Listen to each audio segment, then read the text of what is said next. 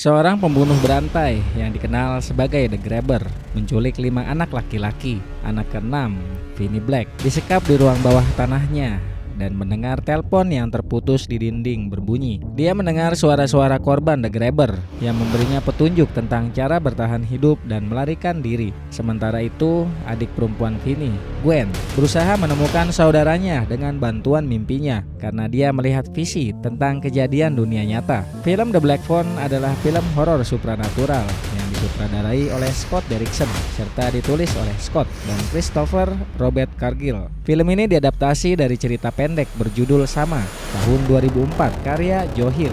Film ini dibintangi Ethan Hawke sebagai pembunuh berantai dan Mason Tam sebagai anak yang diculik pembunuh. Bagaimana kelanjutan kisahnya? Mari kita lanjutkan ceritanya.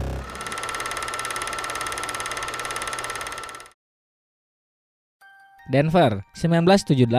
Sore yang hangat di pertandingan baseball liga kecil lokal. Anak-anak dan orang tua berkumpul, bersorak dan menikmati suasana. Di gundukan pitcher adalah Vinnie Black. Adik perempuannya, Gwen, berada di tribun, bersorak dengan penuh semangat mendukungnya. Vinnie bersiap dan melempar 2 strike, memicu sorakan dari para penonton.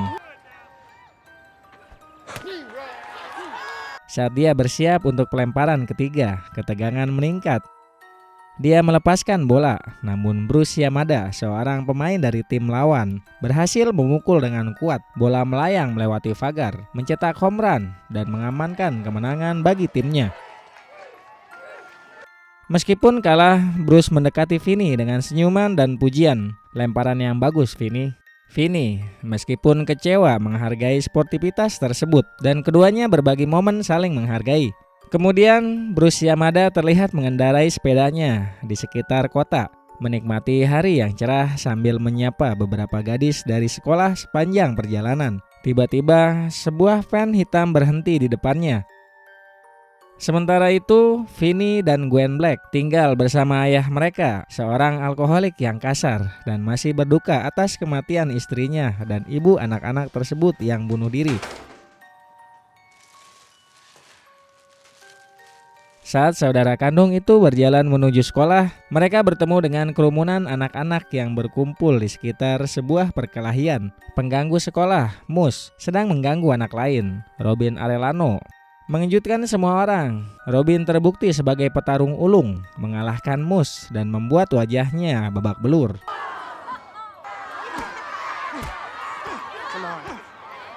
Vinnie dan Gwen melanjutkan perjalanan mereka, membahas berita terbaru tentang penculik lokal yang dikenal hanya sebagai The Grabber. Mereka baru saja mengetahui bahwa Bruce telah menghilang, menambah rasa takut dan ketegangan yang melanda komunitas mereka. Di sekolah, Vinnie dikeroyok oleh 3 pengganggu yang mengikuti dia ke toilet, mengejek dan memanggilnya dengan nama-nama buruk.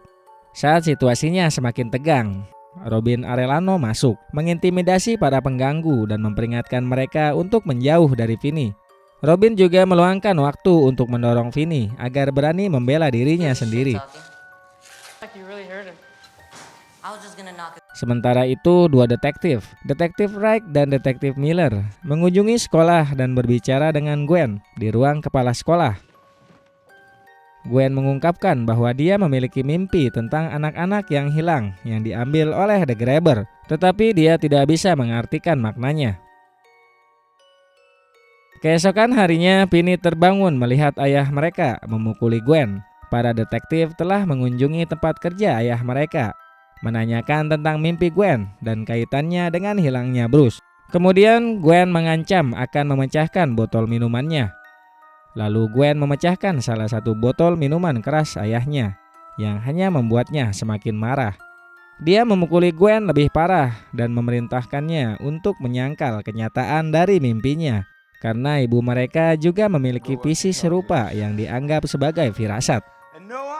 Kemudian Robin sedang berjalan di sekitar lingkungan. Di sudut jalan, dia menemukan dirinya berhadapan langsung dengan The Grabber.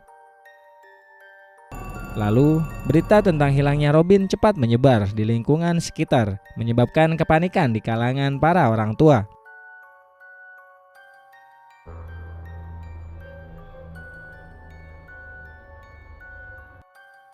Di sekolah, para pengganggu memanfaatkan kesempatan untuk menargetkan Vinny lagi.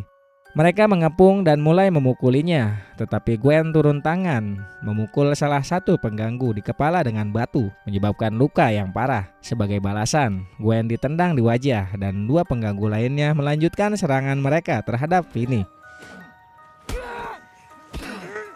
Kemudian saat pelajaran, Vinny dipasangkan dengan gadis yang disukainya, Donna, sebagai pasangan proyek sains. Donna bersimpati atas pemukulan yang dialami Vinny, menunjukkan kepedulian dan dukungannya. Saat Vinny dan Gwen pulang dari sekolah, mereka akhirnya berpisah. Vinny segera bertemu dengan sebuah van, di mana seorang pria tampaknya sedang menumpahkan barang belanjanya.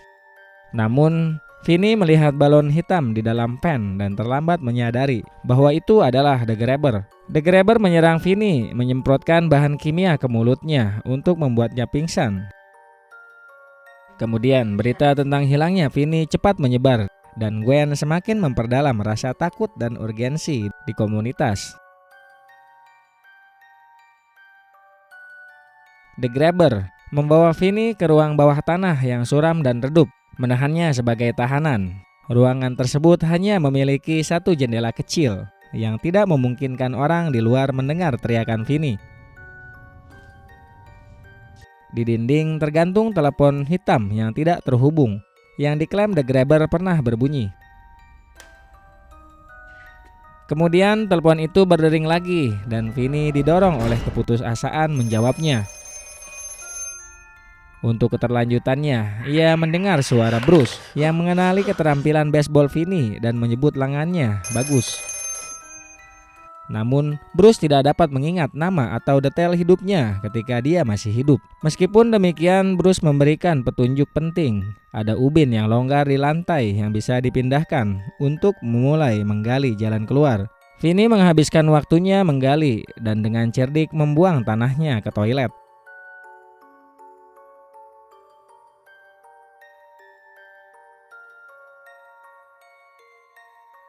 Sementara itu, Gwen mengalami mimpi yang jelas, mengalami kisah balik kehidupan Bruce dari masa kecilnya hingga kecintaannya yang berkembang pada baseball.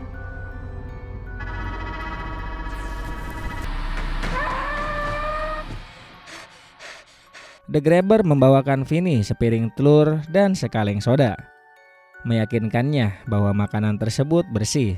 Sebelum pergi, The Grabber membiarkan pintu tetap tidak terkunci. Vinny dengan hati-hati mendekati pintu, tetapi saat ia hampir membukanya, telepon berdering lagi. Kali ini ia mendengar suara Billy. Saat Vinny mendengarkan, hantu Billy muncul di sampingnya. Wajahnya menunjukkan bekas kekerasan dari The Grabber. Billy memperingatkan Vinny bahwa pintu yang tidak terkunci adalah jebakan, dan The Grabber sedang menunggu di atas dengan pisau, siap untuk menyergapnya. Kemudian Billy menyebutkan sebuah kabel yang ia sembunyikan di celah bawah dinding.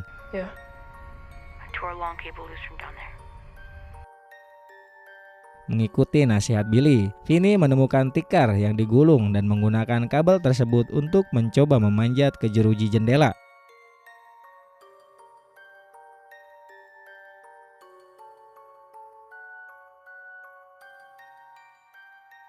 Namun beratnya menyebabkan jeruji itu patah, meninggalkannya tanpa cara untuk melarikan diri.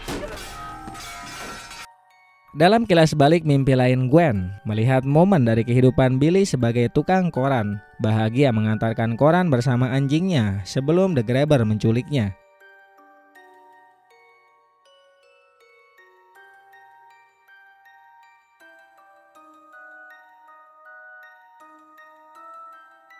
Setelah terbangun, ayah Gwen berbicara dengannya, mengungkapkan ketakutan dan kekhawatirannya. Dia mengungkapkan bahwa ibunya dulu memiliki kemampuan serupa yang dia percaya sebagai visi. Dia takut bahwa mimpi-mimpi ini berkontribusi pada bunuh diri tragis ibunya dan ingin mencegah Gwen mengalami nasib yang sama. Sementara itu, Detektif Wright dan Detektif Miller melanjutkan penyelidikan mereka dengan berbicara dengan seorang pria bernama Max yang melakukan penelitiannya sendiri tentang anak-anak yang hilang. Max mengungkapkan bahwa ia tinggal sementara dengan saudaranya. My friends call me Max. Since we're all working on this case together, you know. The Grabber menanyakan nama Vinny. Ketika Vinny berbohong, The Grabber melemparkan sebuah koran dengan headline yang mengumumkan kehilangannya.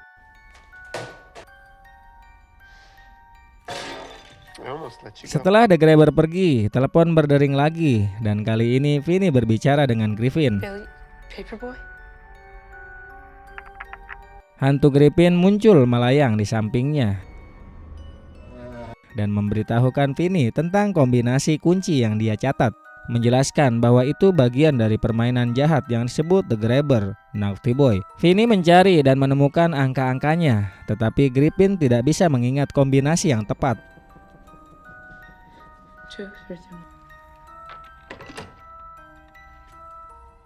Mengambil kesempatan saat The Grabber sedang tidur, Vinny menyelinap ke atas dan mencoba berbagai kombinasi dengan panik, hingga akhirnya berhasil membuka pintu.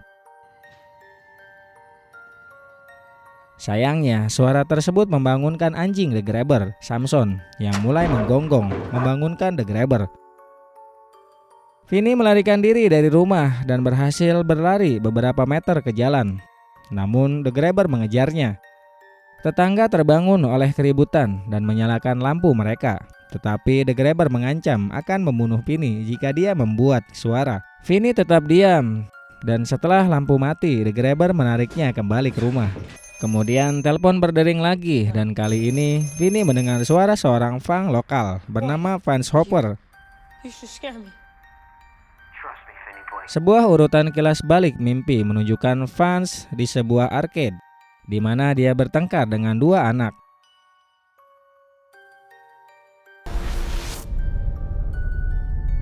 Perselisihan ini mengarah pada penangkapan Vance dalam kilas balik tersebut. Secara bersamaan, Gwen mencoba mengumpulkan petunjuk dari mimpinya. Gwen berada di samping Vance dan berbicara kepada Vinny melalui radio polisi dengan putus asa mencari informasi yang bisa membawanya kepada saudaranya. PC tersebut membawa mereka ke sebuah rumah dan Gwen mencoba menghafal nomor tersebut. Dengan tekad, Gwen kemudian mengendarai sepeda di sekitar area, mencari rumah tersebut dan menemui hantu-hantu mengerikan dari korban sebelumnya, The Grabber.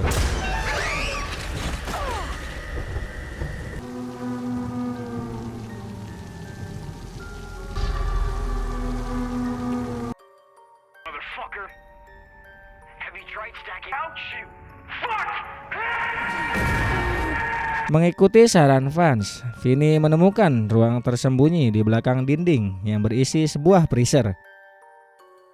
Dia mencoba mendorong pintu dengan semua kekuatannya, tetapi tidak berhasil. Tertekan oleh keputusasaan, Vinny mulai menangis, merasa takut bahwa dia akan mati di basement.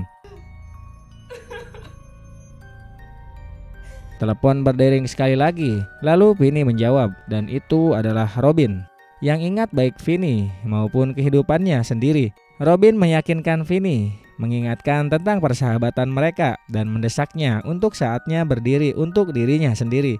Robin menginstruksikan Vinny untuk menggunakan telepon sebagai senjata, menyarankan agar dia mengisi gagang telepon dengan tanah untuk menambah berat dan kekuatannya. Lalu Gwen menghubungi detektif Wright dan detektif Miller dan membagikan alamat yang dia lihat dalam mimpinya. Mereka memutuskan untuk menemaninya menyelidiki. Sementara itu, Max menyusun petunjuk dan menyadari bahwa anak-anak yang hilang berada di rumah tempat dia menginap karena The Grabber adalah saudaranya. Bertekad untuk mengungkap kebenaran, Max turun ke basement dan terkejut menemukan Vinny di sana. Saat dia mencoba membantu Vinny, The Grabber muncul dan membunuh Max dengan kapak di kepala. The Grabber kemudian mengejar Vinny, tetapi Vinny telah dengan cerdik memanfaatkan semua saran dan bantuan dari anak-anak hantu. Dia membuat perangkap menutupi lubang yang dia gali dengan karpet dan menggunakan kabel untuk menjatuhkan Grabber. The Grabber jatuh ke dalam lubang, mematahkan pergelangan kakinya. Memanfaatkan kesempatan, Vinny mulai memukuli The Grabber dengan telepon.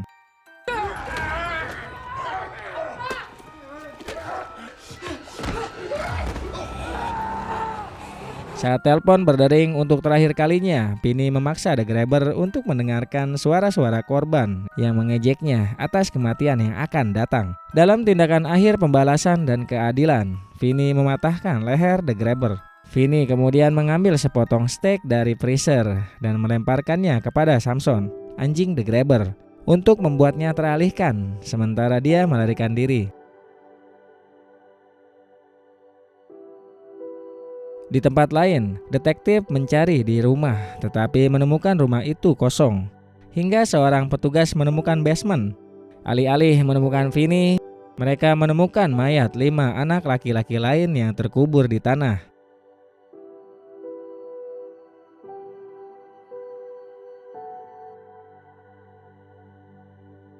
Vinny membuka kunci pintu dan melangkah keluar ke bawah sinar matahari. Gwen yang telah menunggu dengan cemas melihat kakaknya dan berdiri ke arahnya.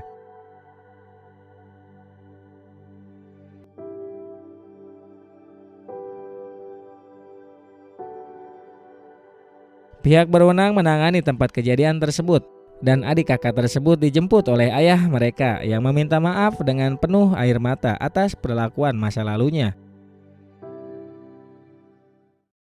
Kembali di sekolah, Vinny kembali dengan rasa percaya diri yang baru. Anak-anak lain melihatnya sebagai pahlawan karena telah mengalahkan The Grabber, dan para pengganggu tidak lagi berani mengganggunya. Dia bergabung kembali dengan Donna di kelas sains, dan ketika dia ditanya apa yang harus dipanggil, dan dia hanya mengatakan, "Panggil aku Vin."